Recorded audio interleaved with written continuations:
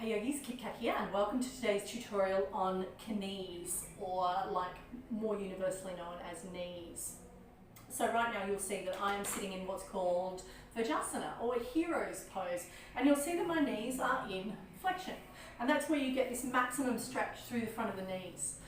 Quite often in our yoga practice, and when we're being instructed by another yoga sharer, we'll be told to make sure that as we come into a lunge, that we in fact stack the knee over the ankle, and that we make sure that we don't slide forward and take the knee forward into a more extreme flexion, that we keep that grounded stability here.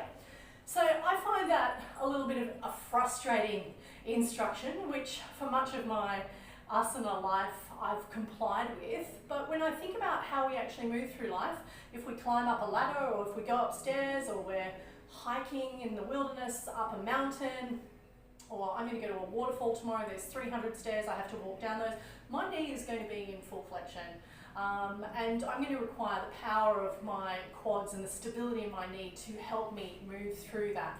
And in fact, in some of our yoga practice, so just for example, if we want to do a quad stretch, I'm going to bring my heel into my butt, and here I am in flexion. So in some respects, I'm being asked not to do that in my practice, yet 5 minutes later I'll be asked to grab hold of the heel, of the toe, pull the heel into the butt, and either stretch the quad or prepare even perhaps for Natrajasana, or which is dancer's pose. So there are so many, I guess, contradictions in that space, but the net of it is that what we do want to do is build strength and stability in our knees, so that as we get older in our lives, our journey is as easy or as joyful as we can make it.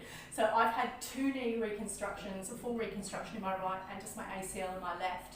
And my right knee is much more happy, user-friendly, but the left knee is always a little bit of a pain. So something that I'm working on in my practice is to find better outcomes for my left knee, and find that sthira sukhanasana, or steadiness and ease, in my practice. So how do I go about this? The quadriceps are really strong, powerful muscles, and the opposing muscle group to that is our hamstring, which runs down the back of our legs from the glutes into the back of the knees. And we spend a lot of time in our asana practice strengthening these bad boys and lengthening these the back buddies here, the hamstring. And what we need to do, so that we can invite a little bit more length into our hip flexors, is that we do need to stretch out our quadriceps, and we need to strengthen our hamstrings. So quite often it's the other way around. We think of strengthening our quads and lengthening our hamstrings, but I'm going to ask you to think in the reverse. So strengthening the hamstrings and lengthening out the quads, which is going to be super helpful for your hip flexors and help create some stability in the knees for you. So a couple of the ways that we can do that is when we're looking at strengthening into the hamstrings. One of the easiest ways to go about it is coming into your tabletop shape here, lifting the left leg, which I've mentioned before is my lesser of the fun knees, and I'm going to try and pull my heel into my butt. So on many occasions you might find balance. I'm going to grab that foot and I'm going to pull that heel into the butt, or I'm going to kick the leg away. But instead of using the hands or using any sort of force, I'm going to engage or recruit the hamstring to draw the heel in towards the butt and stretch it back out again. And I'll do that on the other side just so that I can keep that balance. And you'll see the difference where this heel is, and that hamstring's decidedly stronger and makes it a little bit easier to pull that into the butt. And I can certainly feel that. So one of the other ways to find a little strength or create and build some strength in the hamstring is when you are in some of these lunges and you want to reach around and grab for the foot. And here we have this beautiful example where we're actually stretching into the quadricep, and I can build some strength into the hamstring at the same time.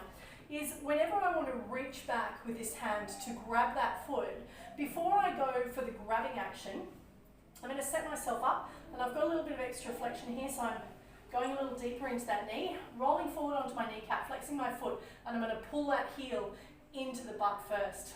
So that takes a little extra action, and then I'm going to reach back with my hand, point my toe, and I can pull my heel into my glutes from there.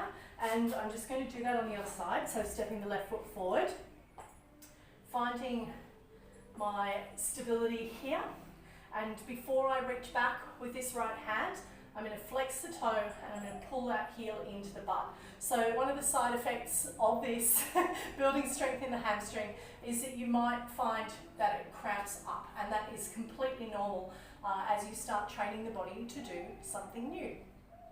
I was teaching a class to a student the other day, a one-on-one, and we were doing that shape, but we both cramped at the same time. We're kind of rolling around the floor. It was pretty funny.